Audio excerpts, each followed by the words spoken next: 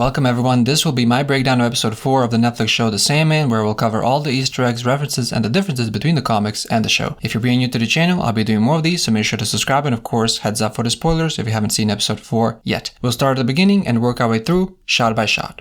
With his pouch of sand reacquired in the last episode, Dream sets off on his quest to retrieve his next precious artifact, his helm, which was traded away years ago to a demon from Hell. The episode 4, A Hope in Hell, is a mashup of 2 issues of the comic. The 4th issue of the Sandman comic that is also called A Hope in Hell, where Morpheus travels to the underworld in search of his helm, and issue number 5 of the comics, Passengers, in which John Dee recovers the ruby. In the comics, Dream ventures to Hell alone, however in the Netflix show he's also joined by his raven Matthew. Although there is also an in-story reason for Matthew accompanying Morpheus to Hell to bring news back if things go wrong, the main storytelling purpose of it is so there's someone for Morpheus to explain things to for the benefit of the audience. Ideas from religious mythology developed in literature are a big part of Sandman, and this is the first time the show really digs into it, exploring classical ideas about the Judeo-Christian hell, angels, demons, and devils. Matthew clearly isn't familiar with Dante's Inferno because he's surprised to learn hell is cold. And upon arriving in hell, we also see the damned who are carrying their own fire to hell. And this is a reminder that hell is a self-made punishment. For the people who are there, it's generally less about being damned by another power and more about if you believe yourself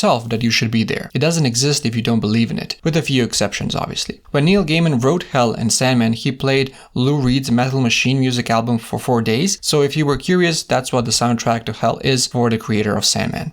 In the comics, Gaiman wanted any structures in Hell to be built whenever possible either of rock or of people, and the Gate of Hell is built of both. The show is consistent with the comics in the portrayal of gates of hell. People and body shapes are there, along with the jagged rocks of the wall. In the comics, on the top of the wall, there are also metal spikes, and on the metal spikes are severed heads, but that's not featured in the show. Upon arriving at the Gate of Hell, Dream and Matthew meet Squatterbloat, the guardian of the Gates of Hell, who gives Dream an escort to Lucifer. While this character does appear in the comics, his physical appearance is far more memorable. The comic character is a hunched over beast with animal-like feet and a large axe in place of where one of his hands should be, and he's barely half the height of Lord Morpheus. In the comics, Squatterbloat is relieved of his duty after he angers Dream by being disrespectful by a yellow demon cloaked in red named Etrigan, who leads Morpheus to the ruler of Hell. However, the television series omits Etrigan entirely, since Etrigan the demon is a fictional anti-hero appearing in DC Comics. This is probably another attempt to remove all ties to DC Universe and to move the story along. Etrigan speaks in rhymes, and Squatterbloat speaks rather poetically anyway, but they've given some of the rhyming to the Squatterbloat character in the show. We learn a bit about Lucifer before actually meeting the ruler of Hell. As Dream says, ruler of Hell is no mere devil. They've known each other for a very long time. We learned that when Dream and Lucifer first met, Lucifer was the angel Samael, the most beautiful, wisest, and most powerful of all angels. And besides the creator, Lucifer is perhaps the most powerful being there is. As Dream said in the episode himself, Lucifer is by far more powerful than him, especially now as he lacks his symbols of office. And this is actually from issue number 22 of Sandman. At one point, Dream and Matthew are passing through the Wood of Suicides from Dante's Inferno. In the book Inferno, it was in the second round of the 7th circle of hell. It was a tortured forest infested with harpies, where the act of suicide is punished by encasing the offender in a tree, thus denying eternal life and damning the soul to an eternity as a member of the restless living dead.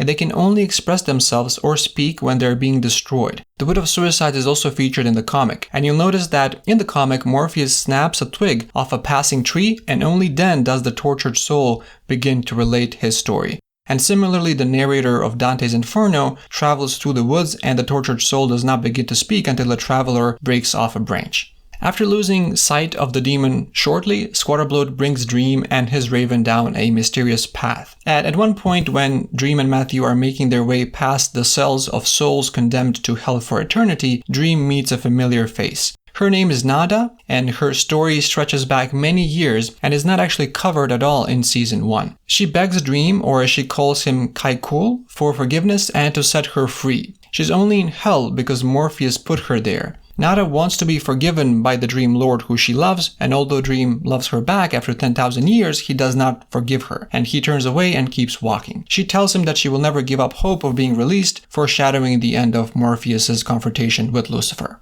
This is the first time we see Dream portrayed by someone other than Tom Sturridge, and the show keeps to the lore of the comics in a sense that the Dream King looks different to different people based on their frame of reference. Of course, myths take on different forms in different cultures, and so the Sandman takes on different forms based on who he's talking to. For example, although we normally see him as a pale and white-skinned, Nada sees him as an African man with black skin, and Kai Kul is the African name for Dream. The Endless, Dream included, are actually formless, non-physical entities who appear differently to different people and cultures. Dream, beyond his typical look, has manifested as a cat, a Martian god, and a fox among his other forms. It is unclear whether Morpheus's appearance is determined by the expectations of onlookers or if he chooses to manifest himself in different forms. Either way, these different forms are merely surface alterations. No matter how much he alters his appearance, the Sandman fundamentally remains the same.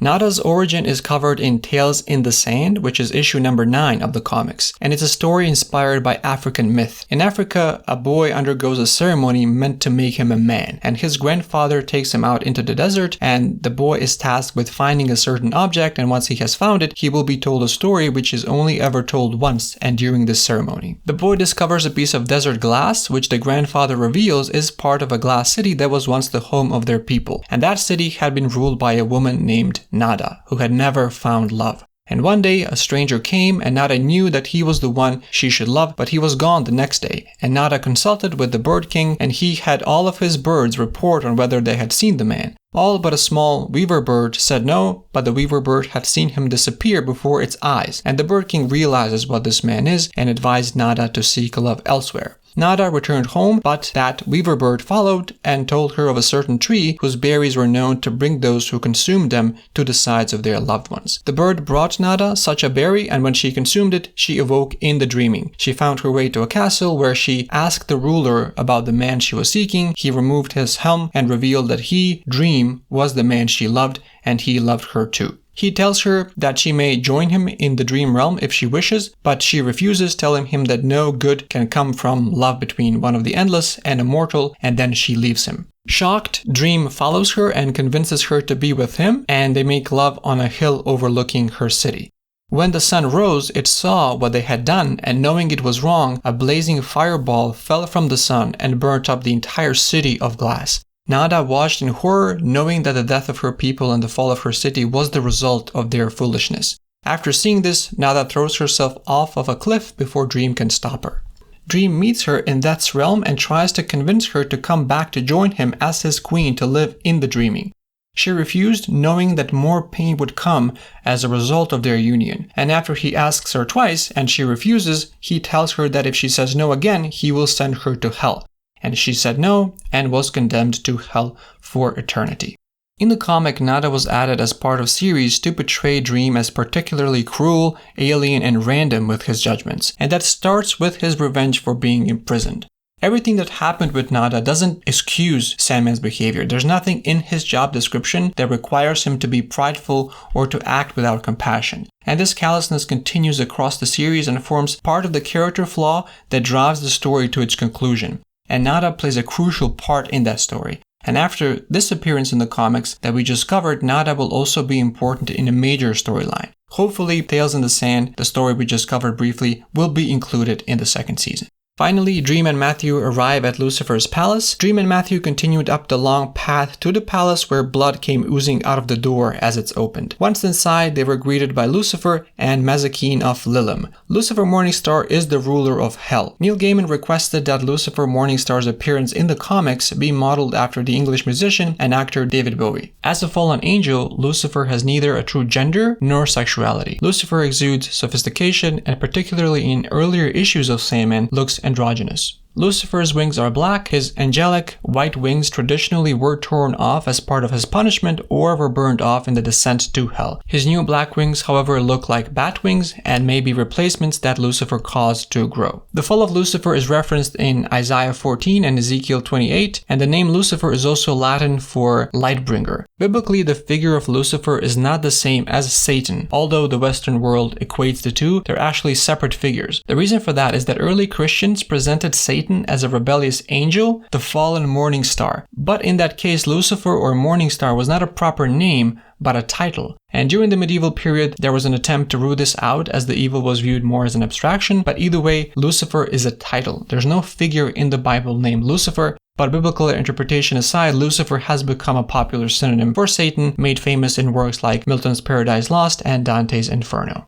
Lucifer asks if Dream is here to ally their realms, something Dream has never liked and likely never will. This says something pretty huge about Dream's comment that Lucifer is far more powerful than he. Maybe so, maybe Lucifer is objectively more powerful, but the concept of the dreaming and of course the outcome of the battle tell a different story about just how valuable the power Dream wields actually is, even to Lucifer. Dream represents a power that Lucifer and Hell can't quite reach. And right after he greets Lucifer, Dream notes the presence of another character, greeting her as Mazikeen of the Lillim. In the comics, she's Lucifer's servant and companion. She seems to be the only creature in the entire universe who Lucifer seems to feel genuine affection for. And the Netflix series subtly but effectively shows that closeness between Lucifer and Mazikeen. In the comic, her first appearance was several story arcs later in the issue number 22. Her name derives from Mazikeen, which in Jewish tradition is the name given to harmful, invisible demons that a person can encounter in daily life. Left side of her face is completely burnt and rotten. In the comic, the demon Mazikeen is basically missing one entire side of her head. In the series, her disfigurement is more superficial. Her Netflix portrayal differs from the comics partially in the way she communicates. In the show, she speaks coherently. However, in the comics, since half her face is half rotted away, she's almost unintelligible. Lillim are a race of fearsome and skilled warriors serving the forces of darkness. They are present in Jewish and Mesopotamian folklore. Mazikeen is one of the Lillim, hence the name Mazikeen of the Lillim.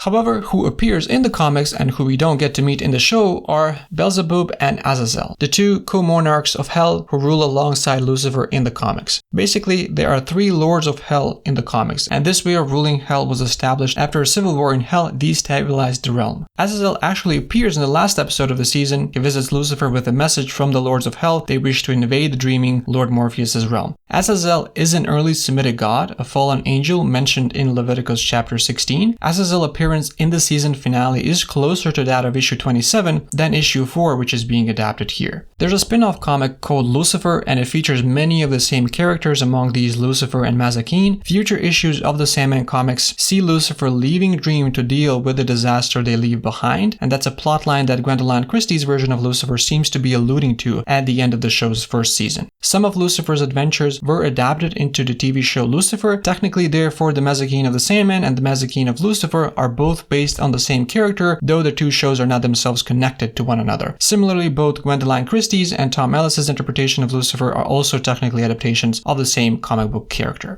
With Lucifer being an already established TV series, it will be interesting to see how the Sandman adapts its overlapping plotlines. Though Season 1 only provides Mazikeen with a small on-screen presence, it already establishes the nature of her relationship with Lucifer, her prowess as a warrior, and the respect with which the ruler of Hell regards her. Hopefully we'll get to see more of them all in Season 2 as Lucifer attempts to deliver on the threat to destroy Morpheus. Dream tells Lucifer that a demon in Hell has come into possession of his helm, so they decide to bring forth every demon in the realm to investigate. That's literally thousands of angry demons all summoned to Lucifer's palace, and it's quite the spectacle. Something new they did for the show is that the structure around the crowd of demons and Lucifer's castle is inspired by Catholic architecture such as the Vatican City. To look back on Lucifer's palace from the demon's view, looking up is inspired by one of the cathedrals in Milan. Designers on the show loved the strong, striking and imposing components of the Gothic spires, and they felt like Lucifer would use the same iconography, and they use it in the show as well. Dream does not have the specific demon who has his helm, but since he's now in Hell, he uses his sand to bring the helm to him. This summons a demon named Choronzon, who is holding the helm. In the original script of Sandman, the name of the demon was Choronzon, not Choronzon. Gaiman apparently discovered the historical connection of Choronzon later and changed the name in the final version. The name Choronzon also appeared in the writings of the 16th century alchemist Edward Kelly and John Dee. Yes, he shares the name with Dr. Destiny. Choronzon also appears in the writings of Aleister Crowley, and Crowley actually claimed he summoned the demon in real life in 1909. According to the story, Crowley was less than a inattentive to the construction of the protective circle and suffered serious injuries during the summoning. Of course, Crowley's accounts have been criticized as unreliable. Since Choronzon received the helm in fair, lawful trade, the demon states he does not have to hand it over, and Dream accepts this and challenges Choronzon. If Dream wins, he gets his helm back, but if he loses, then he will be the demon's slave for eternity. Dream announces he will represent himself, but Choronzon selects Lucifer as his champion. One big change from the comics is the duel. In the comic, Dream is simply battling Choronzon for the helm. It's understandable that the showrunners would want to use Lucifer more, but Lucifer's defeat here does slightly undermine the character, especially since at the beginning of the episode, Dream himself said that Lucifer is more powerful than him, but at the end of the day, it's a game of wits, so it's passable. The duel is based on the oldest game, which is described as a game of transformation. While Dream and Lucifer don't actually transform into the forms they take, the wounds they inflict onto each other manifest as though they were actually happening.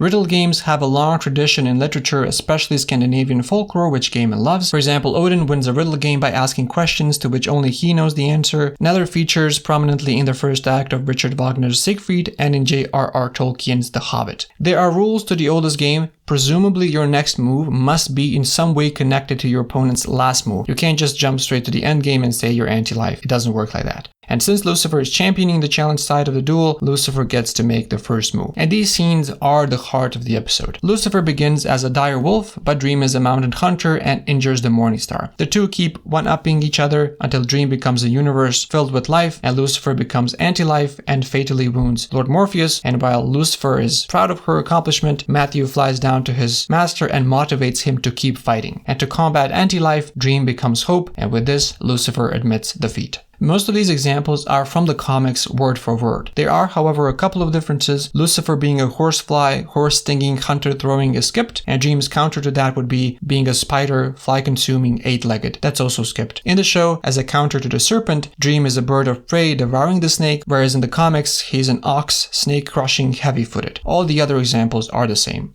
Matthew flying down to his master and giving him a pep talk to keep fighting is a moment that many fans disliked. I can say that I also found that one line of dialogue painful to hear, and some changes in the show make sense in the context of the entire plot, but I did not find this to be the case here. Whether you enjoy Matthew's levity contrasted against Dream, or if you find Matthew's commentary ill-fitting to the tone of the show, the fatal delivery of Dreams don't effing die definitely misses the mark. Lucienne and Joanna both warning Dream he'll need a companion to make it out of hell in one piece definitely foreshadows Matthew's necessary assistance. I don't mind the plot beat itself, just the handling of that particular bit of dialogue as though it was being written for a Disney movie. It just cheapened the win. In the comics, Choronzon lost by merely being unable to think of anything that could beat Hope. Instead, Lucifer doesn't even try to provide the answer to Hope and concludes the game by commanding Choronzon to return Dream's helmet. In the comics, even though it's Choronzon who loses and Lucifer plays the polite host, it still ends with Lucifer looking out at Dream and promising to destroy him. He's still secretly very, very angry and offended, so it all still tracks perfectly, just with the added weight of personal failure. Choronzon refuses to return Dream's helm to him, which leads to Mazikeen taking the helm and throwing the demon to his doom. In the comics, like we said earlier, Mazikeen does not appear in the 4th issue. Instead, it's the twins who take Choronzon away. Agony and Ecstasy are the eternal affair officers of hell, and their job is to track down and punish demons who break the rules or oppose the authority of hell. First appearing in Swamp Thing, Agony and Ecstasy have also made appearances in Hellblazer issue number 12, where it became clear that any demon bested 3 times by the same human would be taken to be tortured by the twins. And this happened to Nergal, the demon Constantine summoned at Newcastle, which we covered in the last episode. As Neil Gaiman remarked in the script for this issue of the comic, this story is on every level a story about hope. What hope is, how important it is, and how hard hope is to kill.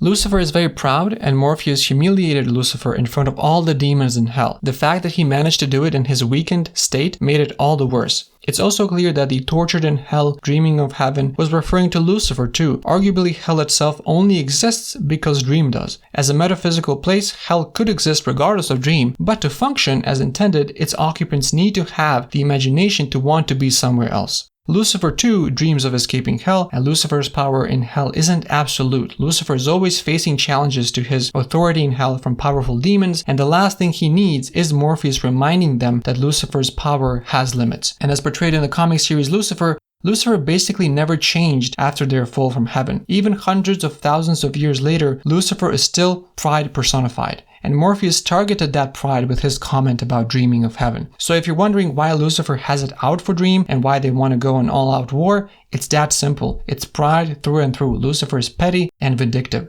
Lucifer is a very simple character. They're only complicated when it comes to their father. In addition to covering Dream's interaction with Lucifer, episode 4, titled A Hope in Hell, also adapts the 5th issue of Sandman comics called Passengers, and the Netflix series removes all the Justice League appearances from the original version while keeping the story of John Dee hitchhiking his way to retrieve what he thinks of as his ruby. And Dee is picked up and driven by a kind woman named Rosemary who enjoys his company at first, then slowly begins to realize how dangerous he is, especially when she asks a gas station attendant for help and he's gruesomely annihilated by John's amulet of protection. However, after their long journey together, she begins to feel sympathy for him and empathizes with his difficult upbringing. She doesn't judge him, and when the opportunity comes for her to escape unharmed, her instinct is to offer him further help instead. In the comics, it seems like John has been impressed by Rosemary's kindness and is going to let her go unharmed, and then he just kills her anyway in cold blood. However, the show has him not only spare Rosemary's life, but also give her an amulet of protection that will basically make her immortal. It's a touching moment, beautifully performed by both actors, and it helps humanize Dee more. John's line about how good people seldom survive highlights his pessimistic view of humanity. He has been mistreated by his own mother for several years of his life, not to mention the way her dishonesty has affected his outlook as well. It's an intriguing and a significant change. Rosemary's senseless death in the comics signaled that John Dee operated under his own terrifying logic and lent a sense of impending dread to what he would do in the following issue, in which he takes up residence in a small 24-hour diner. While that sense of unease isn't totally gone in the Netflix series, this version of the story makes John Dee a little less frightening, even while it works out much better this way from Rosemary's perspective as well. Dee has altered the ruby to the point that it no longer recognizes Morpheus as its creator. It knocks Dream out, allowing John to take it and begin his remodel of humanity, shaping the world into a more honest image. We're about to find out what happens when people stop being polite and start being real in the next episode. Like I said earlier, episode 4 is the first one of the series to fold 2 issues of the comic into one episode. And there's this uneasiness to the journeys in both realms. Being in hell was at times more bearable than sitting in a car with 2 humans and a Rottweiler. So the show did well at portraying that contrast. And this comic issue of Dream going to hell is so special, and it's very popular among fans, and it was generally executed well. But at the same time, cutting away from hell didn't work for me at times, and I felt it took some of the power out of it. And that would be one of the more important issues I had with the episode, in addition to, of course, everything else I highlighted previously, most notably being Matthew's ill-fitting pep talk. But this episode still goes high up my rankings of episodes in Season 1 because of the production, the character beats, the visuals, and the message it brings at the end of the day. Alright, the Waking World, that was my breakdown of episode 4. If you enjoyed the breakdown, please like the video to give it a boost, and of course, subscribe to be notified of the upcoming videos. This was Heads and Tails. Till next time.